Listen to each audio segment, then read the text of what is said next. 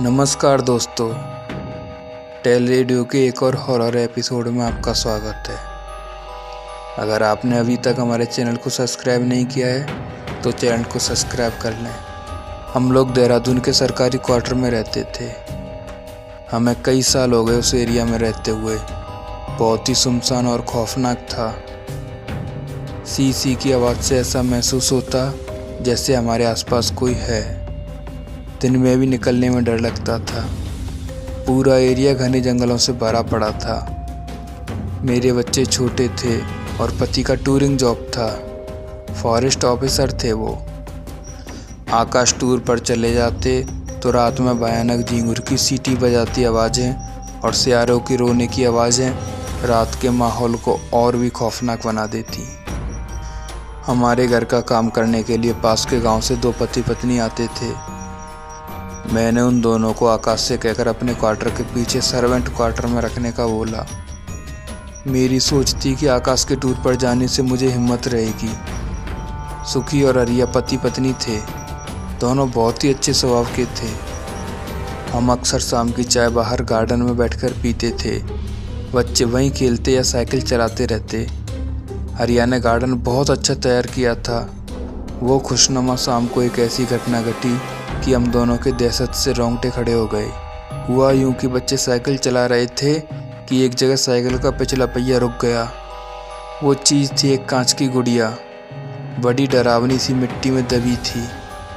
Cycle की वजह से बाहर दिखने लगी। कुछ देर बाद अंदर आ गए। हमने उस गुड़िया को वहीं छोड़ दिया। जैसे जैसे रात गहराई, बच्चों को सुलाने के बाद मैं वॉशरूम गई तो सिंक के पास वही गुड़िया रखी थी। मैं उसे देखकर डर गई और घबराकर बेडरूम में आई तो आकाश खर्राटे मारकर सो गए थे। आकाश को उठाकर बताया।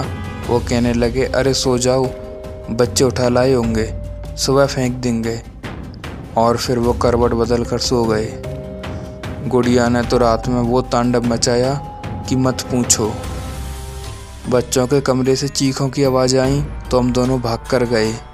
देखते हैं कि बेटे को दीवार पर लटका दिया है और बेटी डर से थर थर काँप रही थी। आकाश ने बेटे को उतारने के लिए हाथ बढ़ाया तो आकाश को दूर उछाल दिया उस गुड़िया ने। हम दोनों ने उस गुड़िया से हाथ जोड़कर पूछा, हमसे या बच्चों से कोई गलती हो गई है क्या? गुड़िया के भयानक वाले ठहाके गूंजने लगे। हमने फौरन बच्चों को लिया, सुखी और अरिया के पास गए और सब बताया। साहब बीबी जी, वो बहुत पुरानी बात है, फिर बताएंगे। अभी तो हमें गांव में तांत्रिक है, वो झाड़ फूंक करते हैं, वहाँ चलते हैं। हमने गाड़ी निकालने की कोशिश की तो पंक्चर थी। कांच की गुड़िया के ठहाके गूंजने लगे। थोड़ी देर में बहुत दूर से आवाज़ सुनाई दी, मैं फिर आऊँगी। वो रात हमने जैसे तैसे काटी। जाग करके वो फिर न लौट आए। दूसरे दिन तांत्रिक को बुलाया। उसने कुछ मंत्र पढ़े और ध्यान लगाकर देखा। आकाश से हाथ जोड़कर कहा, साहब हम कुछ नहीं कर सकते। आप ऐसा करो, यहाँ से 100 किलोमीटर पर एक बुजुर्ग बाबा साहब रहते हैं। बहुत इबादत करने वाले हैं, शायद वही कुछ कर पाएँ। अब तो हमारे यहाँ बहुत ही भयानक हादसे होने लगे। कभी कपड़ों में आग लग जाती, कभी बच्चे खूब रोने लगते, किसी हाल में चुप नहीं होते। एक दिन तो हम लोग पूजा कर रहे थे कि घर की बत्तियां जलने बुझने लगी। हम लोग तांत्रिक के साथ उस कुटिया पर गए। बाबा ने सब सुना और ध्यान लगाने पर उन्होंने सब देख लिया। आकाश और मुझसे कहा कि आपने उसकी जगह पर कुछ खुदाई करवाई थी। हमें तो ऐसा कुछ याद नहीं आया। बाबा ने कहा, ठीक है, अभी तो आप लोग ये ताबीज़ ले जाओ, घर की चौखट पर बांध देना।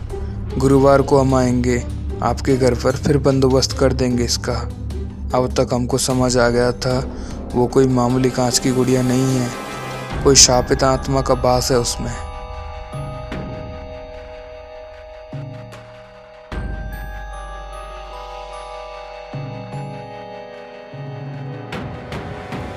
आप लोगों को हमारी कहानी कैसी लगी कमेंट करके ज़रूर बताएं। वीडियो को लाइक करें, शेयर करें और हमारे चैनल को सब्सक्राइब करें। धन्यवाद।